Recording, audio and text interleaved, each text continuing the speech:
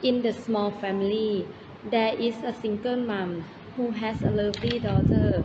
Her husband has another wife.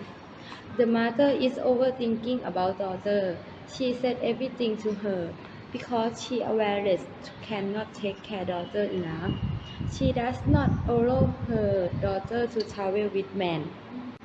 One day, her daughter needs to sleep at friend's home. For doing homework, the mom called to friend's mom for asking the real story from friend's mom.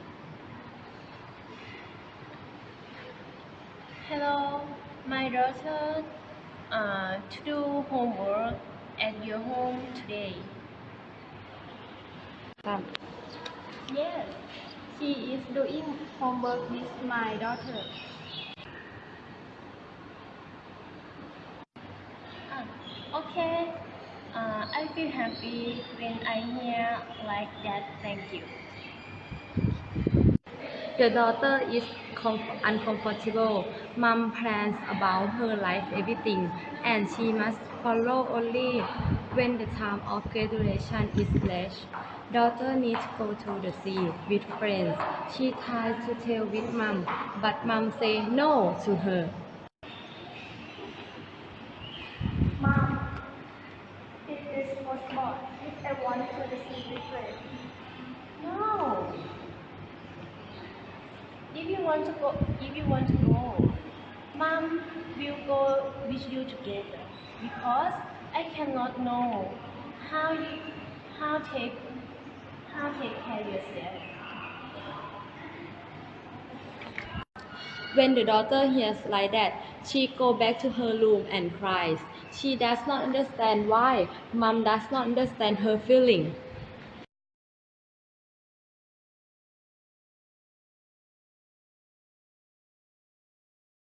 Hey there! Welcome to Life Noggin. Chances are you felt a little bit of anxiety at one point or another. Maybe before you started a new job or before you got surgery. But some people live with anxiety disorders, which are much more persistent and severe than normal feelings of anxiety or nervousness. Almost 30% of adults will be affected by these conditions in their lifetime, which begs the question, what are anxiety disorders anyway? People with anxiety disorders frequently experience feelings of excessive fear, worry, and panic in normal everyday life. They may be grocery shopping and suddenly feel a wave of terror for no reason at all. Their heart rate skyrockets, their breathing quickens, adrenaline pumps through their body. They eventually calm down, but it isn't always momentary attacks like that. Oftentimes, it's persistent, hard to control fear that affects people's everyday lives. This anxiety and the coupling symptoms like trouble concentrating, fatigue, and even gastrointestinal problems are very difficult to deal with. As is with all mental illnesses, anxiety is not just an overreaction or a personal weakness. There is science backing up these diseases, so telling someone to relax or let it go can be pretty insulting. These conditions are deeply rooted and it's not that easy. Anxiety is believed to start in the amygdala, the brain's so-called fear center, where emotions are processed. Neurotransmitters then alert the sympathetic nervous system of the perceived threat. This is when muscles tense, heart rate and breathing speeds up, and blood flow is rerouted away from the abdominal organs towards the brain. This is our body's fight or flight response, or its way of telling us that we're in danger. This bodily response is what happens whenever anyone feels panicked, but brains with anxiety disorders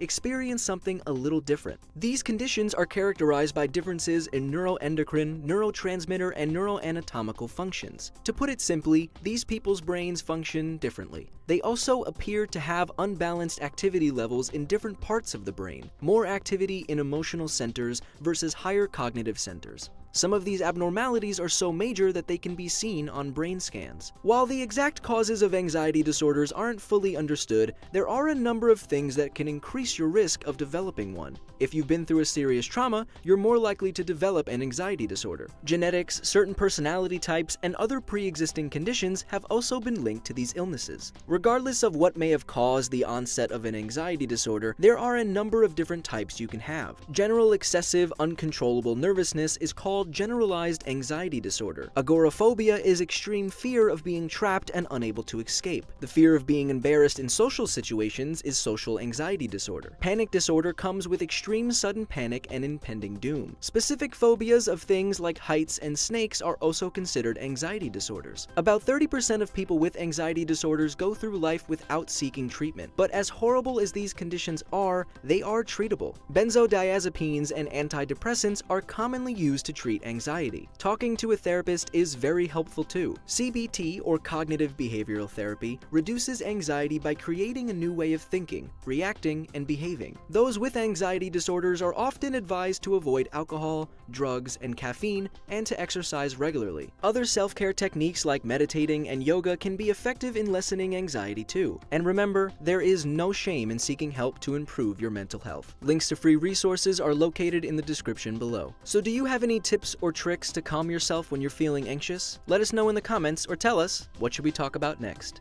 If you found this video helpful, check out our video on depression. Depression can be more than just bad feelings. It's also been linked to chronic pain, immune system problems, heart disease, and hormone imbalances. In fact, physical symptoms are often the first sign of major depressive disorder. My name is Blocko. This has been Life Noggin.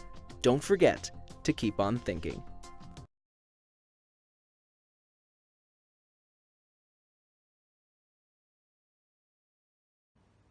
Be prepared, develop good study habit, study at least a week or two before the exam in smaller increment or time and over a few days. Instead of pulling an all-nighter, try to stimulate exam condition by working towards a practice test following the same time constant. Develop good test solving skill. Read the directions carefully. Answer questions you know first and return to more difficult ones. Alright, essay before you begin to write. Maintain a positive attitude. Remember that your self-worth should not be dependent on or defined by a test grade. Creating a system of reward and reasonable expectation for studying can help to produce effective studying habits. There is no benefit to negative thinking. Stay focused, concentrate on the test, not other students during your exam. Try not to talk to other students about the subject material before taking an exam. Practice relaxation technique. If you feel stressed during the exam, take deep, slow breath and consequently relax your muscle one at a time. This can invigorate your body and will allow you to better focus on the exam. Stay healthy, get enough sleep, eat healthfully, exercise, and allow for personal time. If you are exhausted physically or emotionally, it will be more difficult for you to handle stress and anxiety. 7. Visit the counseling center. Schools are aware of the trust exam can take on the students. They have offices or programs specifically dedicated to helping you or providing additional educational support so that you can be successful.